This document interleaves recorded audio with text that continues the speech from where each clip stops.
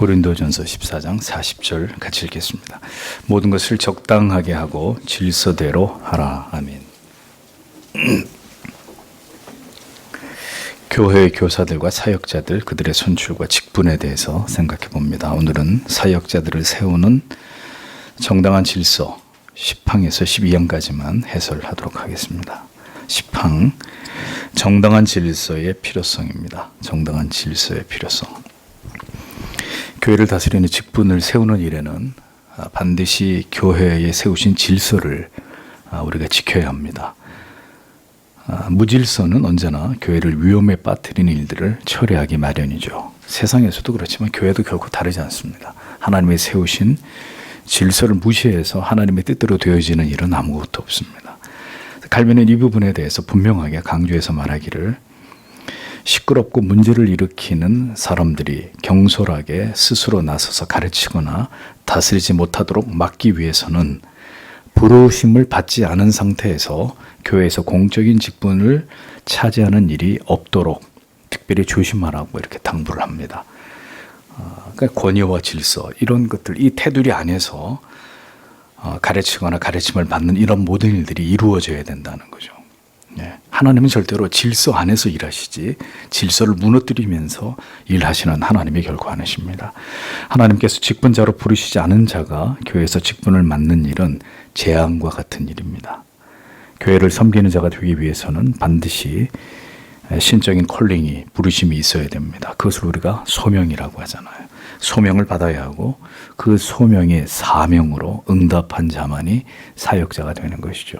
죽으나 사나 난 이것을 위해서 죽고 나는 이것을 위해서 삽니다. 그게 사명이거든요.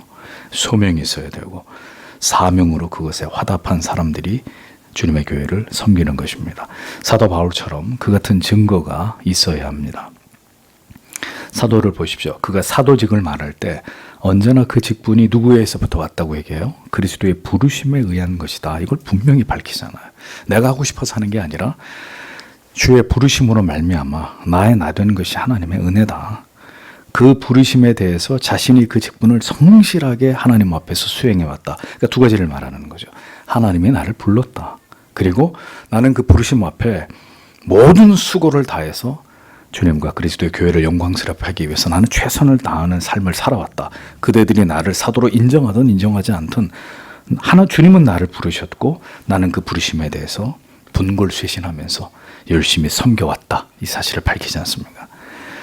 교회를 섬기는 모든 권위는 스스로 만드는 것이 아닙니다. 반드시 주의 부르심과 그 직분으로 세우시는 뚜렷한 증거가, 내적 외적 증거가 수반되어야 하는 것이죠. 그리고 그 부르심을 받은 자는 그 명령을 최선을 다해서 성실하게 수행하는 것으로 자신이 바로 그 부르심을 받은 사명을 받은 자다. 그 부르심을 통해 사명을 받은 자다라는 걸 증명할 수 있는 것입니다. 먼저 하나님이 부르셔야 되는데 이건 확인할 길이 없어요. 하나님이 저 사람을 불렀는지 안 불렀는지 그건 그 사람만 아는 문제이기 때문에 확인할 길이 없다고요. 그런데 사람들이 확인할 수 있는 건 그 사람이 그 사명에 대해서 얼마나 성실하게 그 일을 하느냐를 보면 알 수 있는 거예요. 근데 목사가 맨날 골프장에 가서 살고 테니스나 치고 교회에서 말씀 연구하는 건 관심이 없고 늘 사람 만나러 다니고 늘 놀러 다니고, 그럼 그것만 봐도 저가 하나님의 일에 최선을 다해서 성실하게 목숨을 걸고 그 일에 쑥드는 사람이 아니로구나 알 수 있는 거죠. 열정이 없는 사역자가 있다고 가정해 보십시오. 그는 말씀 연구를 항상 게을리할 것입니다. 틈만 나면 TV를 보고 스포츠를 즐기고 그렇게 하겠죠. 맡은 영혼을 위해서도 거의 기도하지 않을 것입니다. 그는 언제나 주의 일이 우선이 아니라 자기 자신의 일을 우선할 것입니다. 뜨겁지도 않고 열렬하지도 않고 간절하지도 않고 거룩한 슬픔을 가질 이유도 없겠죠. 그냥 그렇게 살아가는 것입니다. 그는 오직 그 직분으로 자기의 명예와 명성, 사람들의 인기와 부를 축적하는 데만 관심을 갖게 될 것입니다. 그러면 그는 결코 하나님의 부르심을 입은 사역자가 아님을 스스로 증명하게 되는 것입니다. 그런 직분자가 교회 안에 있다면 그는 속히 그 직분을 그만두어야 합니다. 그런 마음이라면 목사가 되기 위한 과정을 빨리 포기해야 되고 목사직을 속히 그만두어야 되고 교회 모든 직분을, 장로, 집사, 교사의 직분을 하나님 앞에 속히 내려놓는 게 합당한 것이라는 거죠. 세상에서 가장 악한 일은 세상에서 가장 악한 일은 소명도 사명도 없이 직분을 받아서 주의 일을 하는 것입니다. 주의 일을 하는 코스프레를 하는 것입니다. 그러니까 제발 목사가 되지 말아야 했을 사람들은 그 일을 그만두었으면 좋겠어요. 제가 목사인 자신이 이런 말을 하기가 쉽지 않습니다만 제발 목사가 되지 말았어야 될 사람들 하루속히 그 일을 그만두었으면 좋겠어요. 하나님이 그걸 말리시든 스스로 깨닫고 그만두든 그것이 주의 몸 되신 교회와 성도들 위해서 바람직한 일이잖아요. 그러니까 다른 직분도 마찬가지라는 겁니다. 바울 같은 위대한 사도 역시 언제나 주의 명령으로 자신의 직분을 받았고 자신에게 맡겨진 사명을 성실하게 수행하고 있음을 밝히고 있습니다. 주께 받은 사명이라야 함부로 내려놓지 않을 수가 있는 거예요. 자기가 힘들다고 해서 던져버리고 바쁘다고 해서 그게 자기가 하는 거라고 생각하니까 자기 마음대로 하는 거죠. 하고 싶으면 하고 하기 싫으면 안 하는 거죠. 주께로부터 받은 사명이라야 결코 함부로 그런 마음을 먹을 수가 없는 것이지 않겠습니까? 또 그 사명을 나를 위해서가 아니라 온전히 그리스도의 교회와 성도들의 영혼을 위해서 섬길 수 있는 것입니다. 주께로부터 받은 사명이라는 이 인식, 이게 그 사람의 골수에 사무쳐 있어야 그렇게 주님을 섬긴다는 거죠. 언제나 자기를 먼저 생각하는 자는 교회를 섬김에 합당한 사역자가 아닙니다. 교회와 성도를 먼저 생각하고 염려하는 사람이 아니라면 그냥 성도는 될 수 있어도 하나님이 세우신 교회와 성도의 영혼을 섬기는 자가 될 수는 없다라는 사실을 분명히 기억해야 합니다. 바울은 고린도후서 11장 27절에서 30절에 이렇게 고백한 바가 있습니다. 또 수고하며 애쓰고 여러 번 자지 못하고 줄이며 목마르고 여러 번 굶고 춥고 헐벗었노라. 이 외의 일을 고사하고 오히려 날마다 내 속에 눌리는 일이 있으니 곧 모든 교회를 위하여 염려하는 것이라. 누가 약하면 교인이 100명이라 할지라도 그 중에 한 사람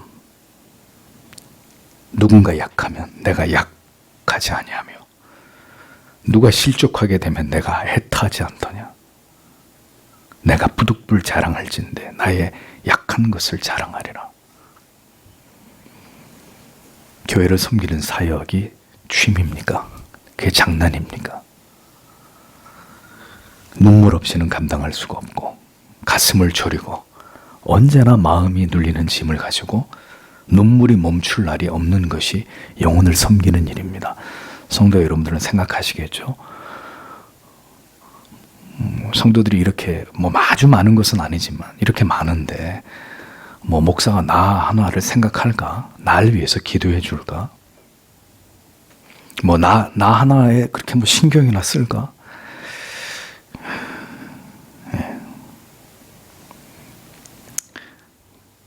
그렇게 여기도록 만들었다면 제 책임입니다. 그런데 여러분들에게 분명히 말씀드리거니와 그렇지 않습니다. 누가 약하면 내가 약하지 아니하며 누가 실족하면 내가 애타하지 않더냐. 그게 모든 사도의 심장을 가진 목회자들의 마음입니다. 그러니까 누가 이 일을 함부로 지식만 가지고 인간적인 열정만으로 감당할 수 있습니까? 하나님이 그런 마음, 그런 심장을 주셔야 그 마음으로 목회하는 거예요. 그렇게 하다 죽는 거죠. 그런 마음 없이 사명의 길을 가겠다는 것은 교회를 위해 주께서 세우신 이 모든 직분을 모독하는 거나 다름없는 것입니다. 11장 외적인 부르심과 내적인 부르심. 칼빈은 직분을 세움에 있어서 반드시 생각해 보아야 할 4가지를 말하고 있습니다. 사역자들이 어떤 사람들이어야 하느냐. 2번째, 어떻게 그 사역자들을 세워가야 되느냐. 3번째, 누구에 의해서 그들을 세울 것이냐. 그 다음에 어떤 의식을 통해서 그들을 세울 것이냐. 이 4가지 문제입니다. 그래서 이 문제를 이후에 이제 한 가지씩 칼빈이 설명해 나가고 있죠. 먼저 사역자들이 어떤 사람이어야 하느냐. 가장 먼저 이 문제를 얘기합니다. 사역에 관해서 말할 때 가장 중요한 부분은 바로 교회와 공적인 질서 속에서 이루어진 엄숙한 외적인 부르심입니다.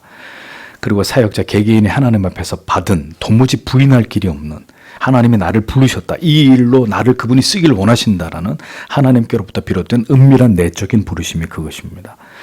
근데 아까 말씀드린 대로 이 내적 부르심은 교회가 검증할 수 있는 부분이 아니잖아요. 그 하나님과 개인의 문제인데 그 사역자 사이의 문제이기 때문에 그건 알 길이 없어요. 다만 그럼에도 불구하고 중요한 것은 그 직분이 개인의 야망이나 탐욕이나 기타 헛된 공명심이나 어떤 사람들의 시선과 인기 등의 이기적 정욕에 의해서가 아니라 하나님을 향한 진지한 경외와 교회를 올바로 세우고자 하는 열심에 의해서 받아들여진다는 것을 기억해야 된다라는 거죠. 어떤 사람이 세워질 것이냐, 이 중심이 있어야 된다는 거예요.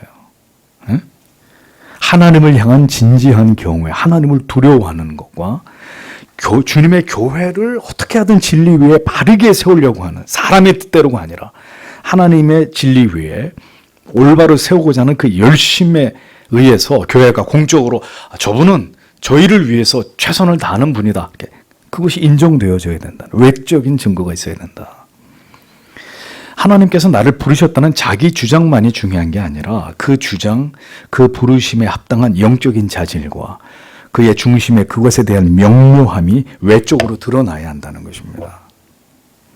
그가 하나님께서 세우신 사역자라는 증거는 이렇게 외적인 증거와 내적인 증거를 통해서 드러날 수밖에 없습니다. 그거는 감춰지지 않는 부분이에요. 잠시는 감출 수 있어요. 얼마 되지 않은 시간은 그런 척하고 그렇게 할 수 있는데 시간이 지나면 다 드러나게 돼요. 숨겨지지가 않는단 말입니다. 사람이 악한 양심을 가지고 있으면서 직분을 받게 될지라도 그 악함이 드러나지만 않는다면 교회 앞에서 정당한 절차를 거쳐서 부르심을 받게 됩니다. 몰랐던 거죠.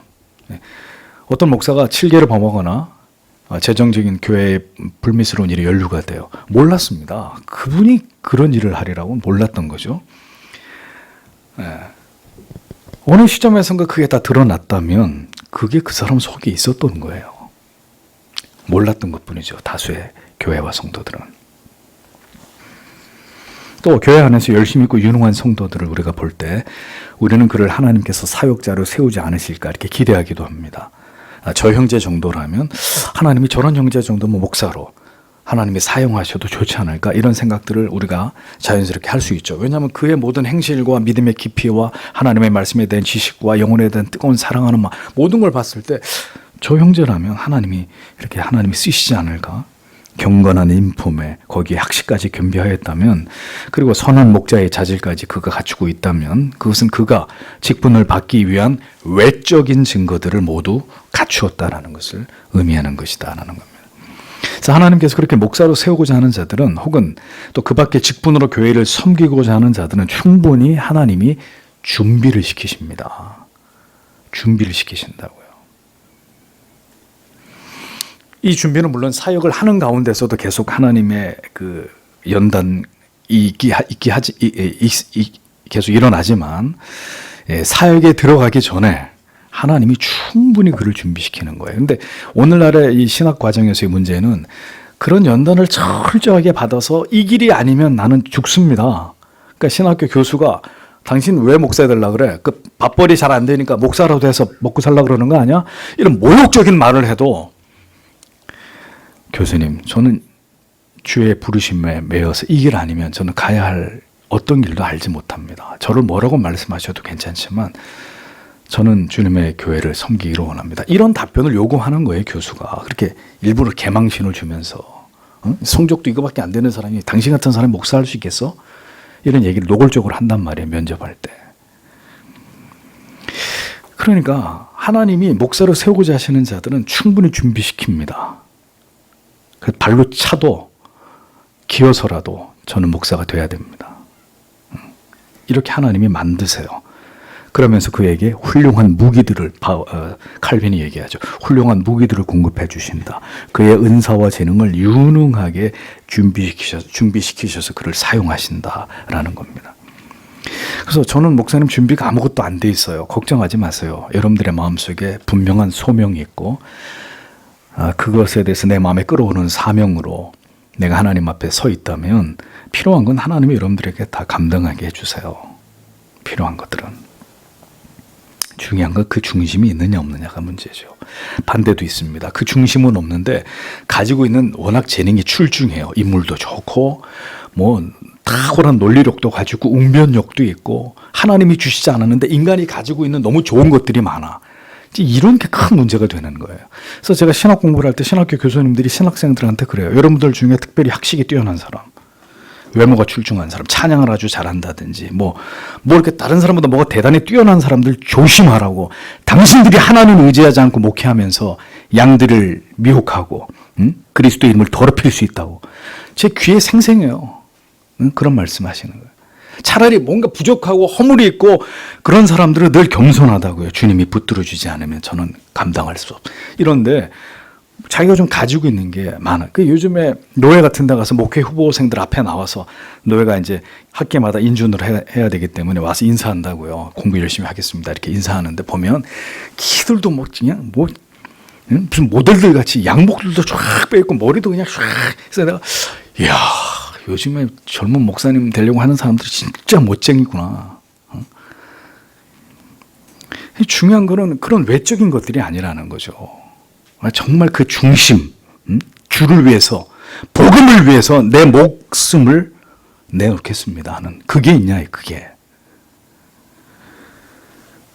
모든 사람들이 자기에게 주어진 일들을 탁월하게 잘하는 유능한 사람들이 되어야 하지만 특별히 교회를 섬기고자 하는 자들은 그 일을 더 유능하게 잘 감당하는 자들이어야 합니다.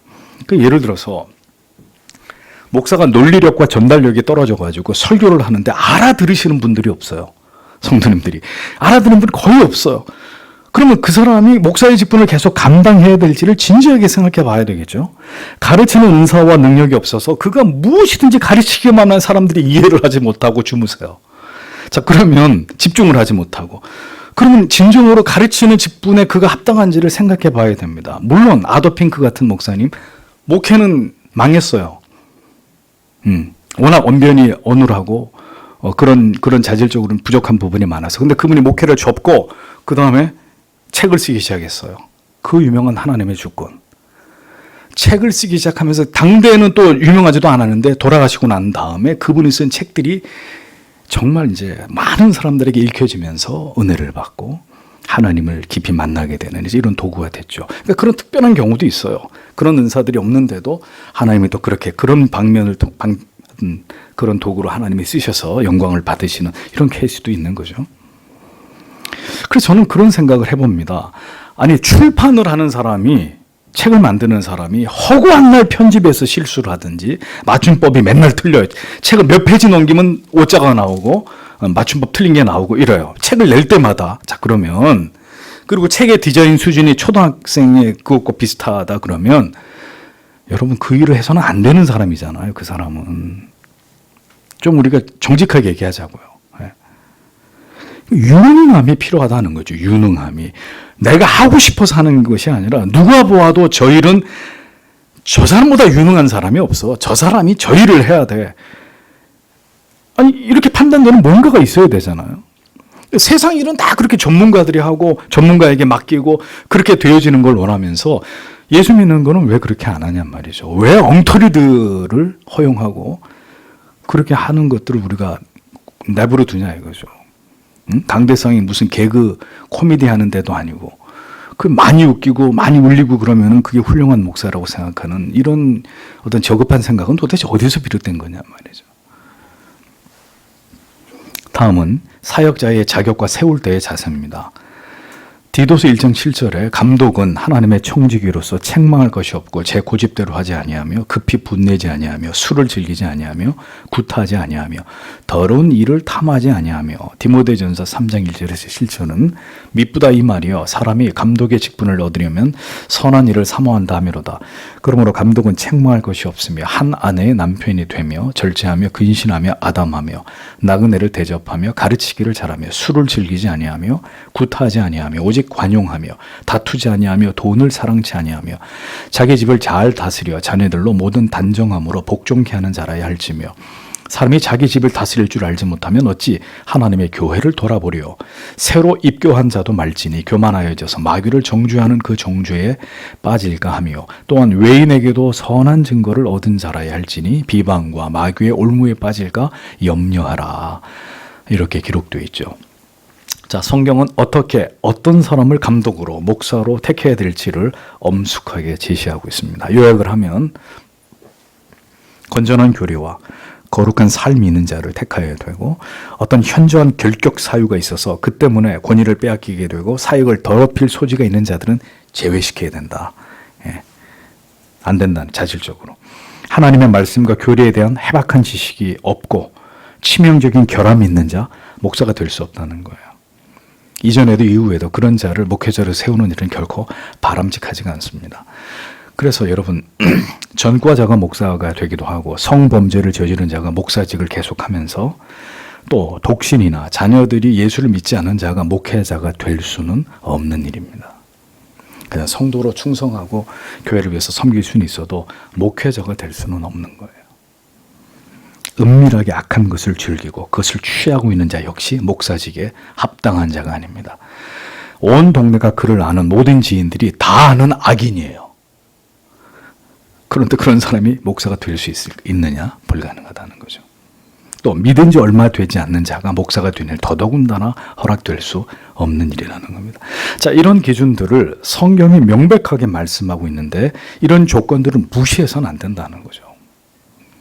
이 조건들을 충분히 노회와 신학교가 검증하지 않고 목사 후보생들을 다수 선발해서 무책임하게 안수를 주었기 때문에 주님의 교회가 더럽혀지는, 교리적으로 일탈을 행하고 불건전하고 비신학적, 비성경적 이런 일들이 교회 안에서 일어나는 일들이 멈추어지지 않는 것입니다. 신학교에서 걸러지지 않으면 답이 없는 거예요. 참으로 안타까운 일들이 아닐 수 없는 거죠. 자, 이와 동일한 요건이 집사와 장로를 세울 때도 동일하게 적용되고 있는 것을 성경이 말씀하죠. 디모데전서 3장 8절에서 13절. 이와 같이 집사들도 단정하고 일구이언을 하지 아니하고 술에 임박이지 아니하고 더러운 일을 탐하지 아니하고 깨끗한 양심에 믿음의 비밀을 가진 자라야 할지니 이에 이 사람들을 먼저 시험하여 보고 그 후에 책망할 것이 없으면 집사의 직분을 하게 할 것이요. 여자들도 이 한글 성경의 번역에 이런 부분이 참 아쉬운 거죠. 그러니까 여자들도 이렇게 했기 때문에 이게 오해의 소지가 있어요. 성경에는 아내라고 돼 있어요. 아내들. 이와 같이 단정하고 참소하지 말며, 그러니까 이게 무슨 얘기냐? 여자들도라고 했으니까 그러니까 여성 집사가 성경에 나오는 거 아니요? 이렇게 뭐 얘기한다고요. 여기서 말한 아내는 남자 집사의 아내를 말하는 거예요. 그러니까 남자 집사 아내들도 이런 자질들을 가지고 있어야 이 남자 집사가 하나님의 일을 하기에 합당하다, 이런 뜻이거든요. 그래서 여자들도, 아내들도 이와 같이 단정하고 참소하지 말며 절제하며 모든 일에 충성된 자라야 할지니라. 집사들은 한 아내의 남편이 되어 자녀와 자기 집을 잘 다스리는 자일지니 집사의 직분을 잘한 자들은 아름다운 지위와 그리스도 예수 안에 있는 믿음의 큰 담력을 큰 믿음을 얻느니라. 이렇게 되어 있습니다. 성경은 이와 같이 명료하게 집사와 장로의 요건들을 정확하게 설명하고 있습니다. 이러한 성경이 말씀하는 요건들을 잘 갖출 때 그에게 부과되는 임무를 감당하기에 적합하고 합당하다라는 것을 명시하고 있는 거예요.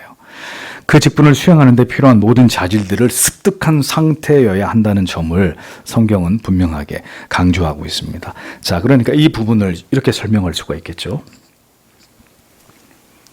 원자력 발전소를 관리하는 기술자들이 있습니다. 그들은 고도의 기술력과 전문적인 지식을 가지고 모든 상황에 대처할 수 있는 최고의 능력을 가진 자들이어야만 합니다. 그 이유는 원자력 발전소라고 하는 이 엄청난 위험이 있는, 그러나 매우 유용한 자원을 관리하는 이런 사람들이기 때문이죠. 그러니까 그들이 이 원전을 잘 관리하면 국민들이 생활에 큰 유익과 혜택을 누릴 수 있는 것이고, 치명적인 어떤 실수를 하게 되면 그야말로 온 국민과 나라가 재앙을 피할 수 없는 이런 상황이 이르게 되겠죠. 자, 그러면 어떤 사람들이 이 일을 위해서 선발되어야 할까요? 동네 아저씨요? 이웃집 총각이요? 이 원전을 관리하는 데 있어서 최고의 실력을 가진 사람들이 관리자가 되어야 되는 거죠. 모든 문제에 대응하고 그것을 해결할 수 있는 고도의 전문가들이 이 일을 감당해야 무탈하지 않겠습니까? 교회도 마찬가지라는 겁니다. 성경이 말씀하는 선발의 기준을 가장 완벽하게 구비한 자들이 교회를 섬긴다면 어려움의 문제는 그만큼 감소되는 거예요. 교회가 든든히 서가게 되겠죠. 성경이 말씀한 이 기준치에 최대한 근접한 사람들이 직분을 맡을수록 주님의 교회는 건강하게 가는 거예요. 지상교회의 불완전성으로 인해서 교회에 어떤 일들이 일어나게 되더라도 이 하나님의 사람들, 하나님을 경외하고 교회를 사랑하고 이런 출중한 자질들을 가진 사람들이 교회에서 주님을 섬기게 되면 일들이 빨리빨리 수습되고 하나님이 원하시는 방향대로 교회는 계속 순항하게 되는 것입니다. 왜? 그들은 하나님 앞에서 모든 것을 두루 갖춘 최고의 전문가들이기 때문에. 그러나 성경이 말씀하고 있는 이러한 자질들이 부족한 혹은 전혀 없는 사람들이 교회 일꾼으로 세워지게 되면 교회에 어떤 일이 벌어질까요? 재앙 같은 일이 일어나는 거죠. 술집의 사장님이 교회 안수 집사님이 되시고, 응? 조직폭력배를 하시는 분이 교회 장로님이 되신다, 예를 들면 가능한 얘기겠습니까? 미쳐 돌아가는 얘기죠. 이거는 계속 어떤 어려움이 생기게 되고 그 일들을 하나님이 기뻐하시는 방법대로 진행시켜 나가지 못하게 되니까 교회가 어떻게 돼요? 점점 무너져 가는 거예요. 점점 그냥 산으로 가는 거죠. 교회가. 언제나 교회는 잡음이 그치지 않고 분열과 갈등과 쟁투가 일어나게 될 것입니다. 자격과 요건을 말씀하는 성경의 진리가 그래서 중요한 것이고 완전할 수는 없지만 이 기준을 100% 충족할 수는 없지만 그것을 향해서 최소한 노력하는 분들이 이 자격과 조건을 갖추기 위해서 노력하시는 분들이 세워질 때 분명히 주님의 교회가 평탄하게 하나님의 뜻을 쫓아서 올곧은 길로 간단 말입니다.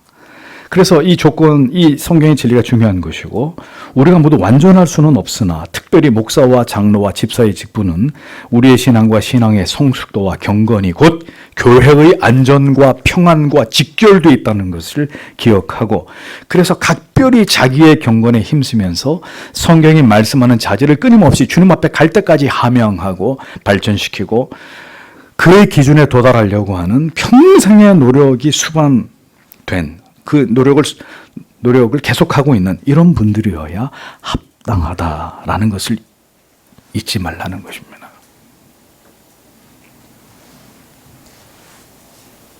그래서 목사는 이것에 대해서 여러분들을 시험해 볼 수 있는 권위가 자격이 있습니다. 그것은 노예가 한 사람의 목사 후보생을 목사로 세우는 과정에서 엄격하게 검증해야 될 그런 일이기도 한데 목사는 시험을 해본 목사가 될 사람들을 먼저 시험을 해보고 이 사람이 목사가 될 만한 사람인지 그 다음에 또 목사는 교회에서 집사님들을 세울 때 또 시험을 해보는 거죠. 그러니까 성경이 이 시험을 하라고 하는 것은 필수적인 부분이에요. 필수적인 부분. 정말 이 일을 할 수 있는 사람인지 그렇지 않은지 그것을 위해 준비가 돼 있는 사람인지 그렇지 않은지 예를 들면 그래서 자매 여러분 형제들하고 봄, 여름, 가을, 겨울을 지나가 봐야 된다. 목사가 이런 얘기를 하죠. 그 얘기는 다른 얘기가 아니라 그 사람의 희비애락을 다 봐야 된다. 그래서 좋을 때는 무한정 좋은데 화가 났을 때 그 사람이 화가 났는데 사람이 아니고 짐승으로 변한다. 이 생각해 봐야 되는 거죠. 그래서 경건한 하나님의 사람인 줄 알았는데 화가 나니까 완전히 이게 인간성을 잃어버릴 정도로 이렇게 막 간다. 마찬가지예요. 목사나 주님의 교회를 섬길 분들에게 있어서 이런 부분들이 어떻게 드러나는지에 대해서 시험해 보는 거예요. 한번 그런 시험 가운데 일부러 내몰아 보는 거죠. 저분이 어떻게 하나 보는 거예요. 그가 그 직분에 합당한 자인지 그렇지 않은지 목사와 당회가 시험한 이후에 적합성 여부를 판단해서 직분을 세워야 된다고 성경이 명시하고 있는 거예요. 이렇게 직분과 직분에 대한 자질과 요건이 중요한 것입니다. 이것을 무시하고 직분을 세울수록 그리스도의 교회는 위험에 빠지고 성도 여러분들은 이러한 일들로 인해서 고통을 겪게 되는 일들을 피할 수 없게 되는 거죠. 그러나 이렇게 직분을 받아 교회를 섬길 수 있다면 이는 믿음의 큰 담력을 얻을 수 있는 더없이 영광스러운 축복이 아닐 수 없다는 거죠. 결국은 그런 자로 합당하게 교회에서 선출이 되어서 집사의직을 감당하게 되면 하나님이 그에게 더없이 큰 믿음의 담력을 준다. 그 이유가 뭐겠습니까? 예수님의 첫 이적이 일어났던 가나의 혼인잔치. 예수님이 물동이에다가 물을 가득 채워서 갖다 주라. 무슨 말 같지도 않은 말이에요. 근데 하인들이 어떻게 했어요? 어이 젊은이 미쳤어? 우리한테 지금 뭐 장난하는 거야? 이렇게 대꾸하는 사람이 아무도 없고 예수님이 말씀하신 대로 물 웅덩이에다가 물 항아리에다가 물을 채워가지고 연회장으로 가져다 주죠. 뭐가 됐어요? 극상품의 포도주가 되잖아요. 그러면 성경이 뭐라 그래요? 그 말씀에 순종한 자들만 이 비밀을 안다. 이게 도대체 어떻게 된 일인지, 오직 그 예수의 말에 순종한 자들만 이게 어떻게 해서 일어난 일인지, 누가 한 일인지, 이게 어떤 엄청난 일이 지금 일어난 건지를 그들이 안다고 얘기하잖아요. 그래서 집사님들이 되셔서 교회를 섬길 때 성도님들을 잘 모르는, 어떤 교회에 어떤 어려움이 생긴다던가 어떤 성도님들에게 크게 어떤 문제가 있었는데도 같이 집사님들이 목사와 함께 기도하는 가운데 그 문제가 해결되고 교회 그 문제가 하나님의 역사를 통해서 해결되는 걸 보면서 성도님들은 모르는 뭔가를 이 주님의 교회를 섬기는 분들은 아는 거예요. 그래서 뜨거운 눈물을 흘리는 거죠. 목사님, 하나님이 하셨습니다. 하나님이 이 문제를 이번에도 해결하셨군요. 그 교회를 위해서 섬기는 사람들만 아는 믿음의 비밀을 갖게 되는 거예요. 그러니까 뭐가 생겨요? 담대함이 생기는 거죠. 절대로 교회는 망하지 않는다. 하나님이 책임진다. 이런 게 생기는 거예요. 직분을 맡아서 교회를 섬기다 보니까 하나님이 역사하시는 것들을 두 눈으로 똑똑히 보게 되거든요. 그리스도께서는 사도들을 파송하실 때 반드시 그들에게 필요한 무기들과 도구들을 주셨습니다. 직분자들에게는 하나님께서 그에게 주신 권위와 능력이 반드시 구비되게 되어 있습니다. 그것을 본인이 노력해야 되고 또 하나님이 그에게 그것을 주십니다. 그래서 바울이 디모데에게 말하죠. 내 연소함을 업신여기지 못할 만큼, 내 연소함을 업신여기지 못하게 해라. 하나님이 그에게 주시는 권위, 능력, 카리스마, 하나님이 주시는 거예요. 바울은 선하고 착한 참된 감독의 자질을 말하면서 디모데에게 그런 모습과 자질과 다른 자들을 세워서 네 자신을 더럽히지 마라, 이렇게 얘기를 합니다. 디모데는 젊은 목회자였단 말이죠. 성경이 분명히 감독과 목사, 집사, 장로 자격을 얘기하고 있는데 이 성경과 다른 기준의 사람을 세워서 네 자신을 더럽히지 마라. 디모데전서 5장 20절에 아무에게나 경솔히 안수하지 말고 다른 사람의 죄에 간섭하지 말고 네 자신을 지켜 정결케 하라, 이렇게 말씀했단 말이죠. 경솔히 안수하지 말고 직분자를 세우는 일에 대해서는 반드시 하나님 앞에서 신앙적인 두려움이 있어야 됩니다. 칼빈은 그걸 강조합니다. 하나님 앞에서 세우는 것입니다. 분명히 말씀드리건대 이 부분에 대해서는 하나님 앞에 추호의 의심의 여지가 있어서는 안 됩니다. 그래서 여러분들에게 말씀드리는 거예요. 여러분들이 믿으시든 안 믿으시든 저는 측근이 없습니다. 그게 자랑이냐?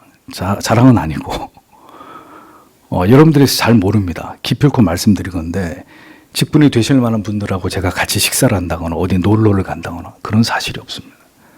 그분을 더 봐드린다든가 혹시 여러분 눈에 그렇게 비추셨다면 오해입니다. 이 부분에 있어서만큼은 목사는 많은 어려움들을 겪었기 때문에 제가 많은 이것에 대한 부작용을 제 스스로 겪은 사람이기 때문에 그렇게 호락호락하지 않습니다. 정말 하나님 앞에서 합당한 분들을 하나님의 일꾼들로 세우려고 하는 것은 제가 이 자리에 있는 한은 틀림없이 그렇게 되어질 겁니다. 여러분들이 순수하게 여러분 가운데 누구라도 뜨겁게 교회를 사랑하는 마음으로 성도님들과 함께 하나님의 기뻐하는 교회를 세워가시는 분들이 계신다면 그분은 분명히 일꾼이 되실 겁니다. 사심 없고 다른 마음 없이. 제가 여러분들에게 언제 저에게 잘하라고 말씀드린 적이 있습니까? 목사에게 잘하십시오. 기필코 제가 목회를 한 첫날부터 지금까지 제 자신을 향해서 여러분들이 뭔가 저에게 잘하라고 말씀드린 적이 없습니다. 단지 교회를 위해서 충성하시라고 말씀드리는 거죠. 성도님들을 잘 섬기시면 그러면 하나님이 아신다. 하나님이 아시면 목사도 하는 거고 모든 성도님들이 다 하시는 거고 그런 분이 당연히 주님의 교회를 이끌어가는 훌륭한 주의 종이 하나님의 일꾼이 되시는 거 당연한 거 아니겠습니까?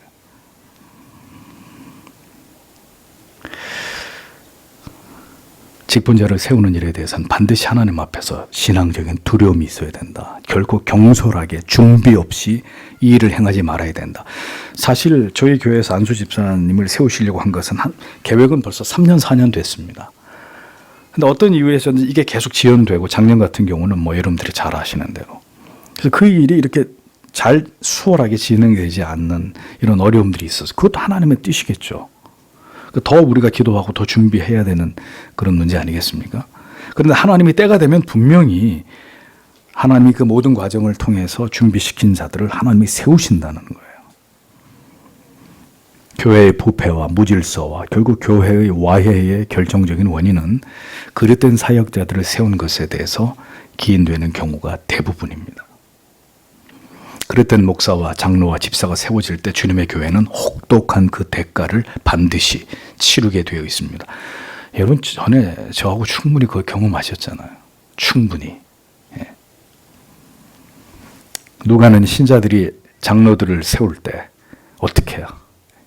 금식과 기도로 그 일을 행했다고 적고 있습니다. 사도행전 14장 23절에 각 교회에서 장로들을 택하여 금식 기도하며 저희를 그 믿음 바 주께 부탁하고 이렇게 돼 있죠. 금식하고 기도하면서 장로를 세웠습니다. 초대교회는. 그들은 지금 자신들이 그리스도의 교회를 위해서 매우 심각하고 중요한 일을 행하고 있다는 것을 잘 알고 있었다는 뜻이죠. 그러므로 그들은 최고의 두려움과 신중을 기하면서 그 일을 행하고 있었습니다. 그들은 자신들이 이러한 일들을 행할 능력이 없음을 알았기 때문에 하나님께 간절히 기도했는데 그냥 기도하지 않았어요. 부디 이 일에 하나님이 간섭해 주시라고 하나님의 사람을 세워주시기를 금식하면서 기도해서 성령의 지혜와 분별을 구했습니다. 서교장로교회는 올해 안수 집사님들을 세우려고 합니다. 그런데 이 중요한 일을 두고 성도 여러분들께서 그리고 그 대상이 되시는 분들께서 마음을 다해서 간절히 하나님께 기도하시지 않는다면 어떻게 하나님께서 이 일을 통해서 하나님이 기뻐하시는 분들을 교회에 세우실 수 있다고 여기시는 것입니까? 불가능한 일이죠. 그 과정부터 잘못된 일입니다. 우리는 분명히 이 일을 위해서 이 어려운 때에 어찌 보면 목사와 함께 가장 극한의 일까지 각오해야 될 이런 집사님들을 이후에는 장로님들을 세우는 일을 위해서 계속해서 기도하고 이 일이 주의 은혜 가운데 잘 진행되기를 사탄이 틈타지 않고 잘 진행되기를 기도하는 모든 성도님들과 교회가 되셔야 하리라고 믿습니다. 그것이 바로 지금 우리가 이 기독교 강요의 이 금쪽 같은 가르침을 배우면서 이것을 오늘 우리의 마음에 새겨야 되는 가장 중요한 이유가 되는 것입니다. 기도하겠습니다.